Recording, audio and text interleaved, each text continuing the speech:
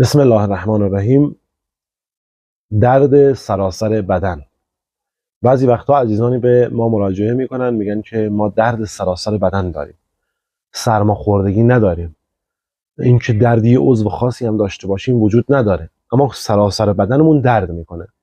من اینجا 2-3 تا چیز رو بهتون پیشنهاد میدم، اورژانسی هستن، لحظه‌ای درمان میکنن، حتما انجام بدید. 1. ماساژ و روغن مالی با روغن بادام تلخ اصل. 2. دم کرده استخوان‌دوست و نعنا با عسل، یعنی یه مقدار استخوان‌دوست باشه یه مقدار نعنا باشه، مخلوط میکنید، دم میکنید، بعد با یه قاشق عسل میل میکنید. خیلی زود درمان میکنه. استخوان‌دوست از اول اسمش استخوان‌دوست بوده، در منابع به مرور زمان تأخیر کرده و شده استخوان‌دوست.